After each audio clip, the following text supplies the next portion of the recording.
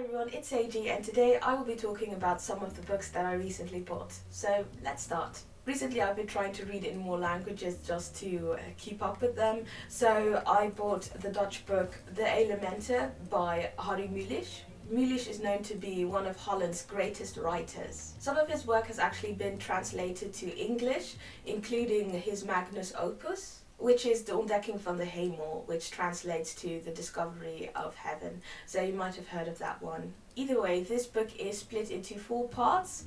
The elements: water, earth, fire and air. And it's about this man who, together with his family, goes on holiday to Crete. It seems to be a pretty quick read, so hopefully I'll be able to get to this very soon.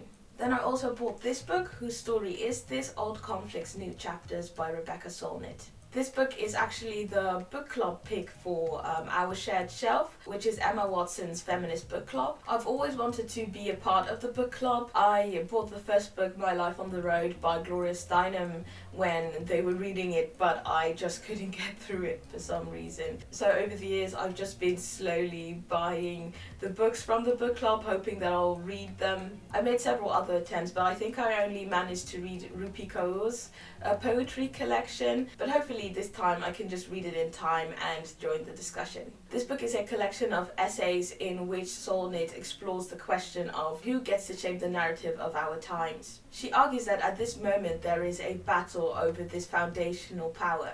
Women, people of colour, people from the LGBTQ plus community are all telling their own stories, and white men in particular are fighting to preserve their own centrality. I also bought Witchmark by C.L. Polk. This is a fantasy book, the first in its series. The second one is coming out, I believe, in February, so I wanted to see whether or not I wanted to get into the series. Our main character is Miles, who was born with magic, and so he was doomed to choose between a life of being enslaved to his family's interests or to be committed to a witch's asylum.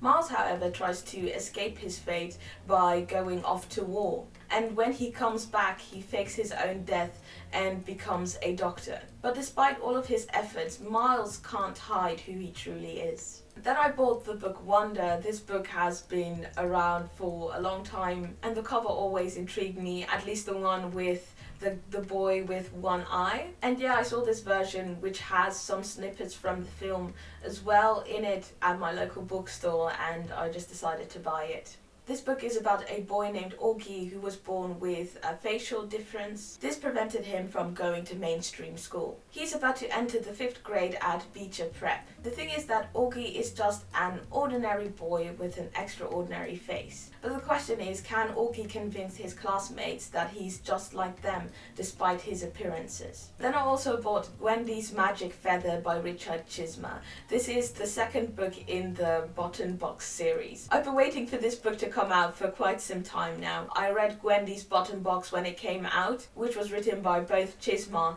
and Stephen King. Really liked the story, so now I'm very excited to read more. In book 1, Gwendy meets this strange man who gives her this box with buttons on it, and he tells her to keep it safe until he comes back to retrieve it. These buttons, however, if you press them, can have some catastrophic consequences, and it's pretty eerie. I believe that I have a book review video of that on my channel, so I will link it in the description box. Anyway, book 2 starts off with the disappearances of 2 girls in Castle Rock. Gwendy is now all grown up. She's left everything that happened in Castle Rock behind, but sometimes you can't escape your past. Out of nowhere, the Button Box has found its way back to Gwendy. And with the disappearances in her old town, Gwendy is led back to Castle Rock.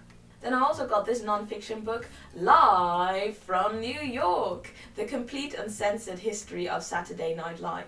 The title is pretty self-explanatory. This is the latest edition, which was created for the 40th anniversary of SNL, and it includes 100 more pages that chronicle the past decade. I'm a huge fan of SNL. Some of my favourite comedians have worked there. Seth Meyers, Bill Hader, John Mulaney, and I'm just really interested in SNL because if you know a little bit about how SNL works, it is freaking crazy. So it's so cool to be able to read the experiences from people who've worked there.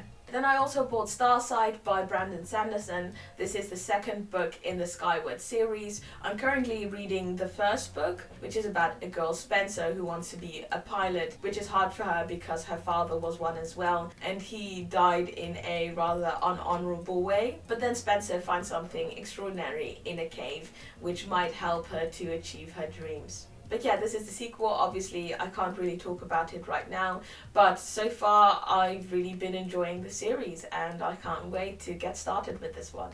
I also bought Mirage by Sumaya Dawood. This is a fantasy story about a 16-year-old girl called Amani. She lives in this brutal empire called Fatek, and she dreams of one day going on adventures. Well, that adventure comes rather quickly when she discovers that she looks nearly identical to the cruel half-Vatek princess Maram.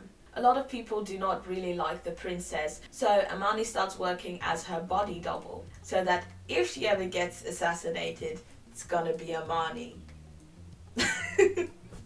And in this way, Amani gets introduced to the glamour and cruelty of the court. I bought this for the same reason I bought Witchmark. Book 2 is coming out next year. I've heard a lot of good things about it, so I just wanted to see if this series might be something for me. I also bought this fantasy called The Rage of Dragons by Evan Winters. It has been compared to Game of Thrones, but then again, every epic fantasy gets compared to Game of Thrones. Anyway, in this book there is a folk called the Omehi people. They are constantly at war. Some of the Omehi people are born gifted. They have the power to call dragons, or they can transform into bigger, stronger killing machines. In this book we meet Tao, a guy who doesn't want to die on the battlefield. He's come up with a plan he believes will eventually lead him to having a piece of land, a wife and a couple of kids. But then his friends get brutally murdered and now Tao only cares about revenge. Then lastly, I got Girls of Storm and Shadow by Natasha Nyan. I really enjoy reading fantasy series back to back just because I feel it gives me a more wholesome experience of the worlds and the magic and all that fun stuff. So I haven't read Girls of Paper and Fire yet, but I've heard a lot of good things about it. However, after I bought this, I checked out a few reviews and some people did say that they didn't really like this one as much as book 1, but yeah, we'll just have to see. And those were all of the books that I wanted to show you. Let me know if there were any which you thought were interesting, or if you've read any of these. I'd love to hear your thoughts. Either way, thank you very much for watching. If you like this video, give it a thumbs up, subscribe if you haven't already, and I will see you in the next video.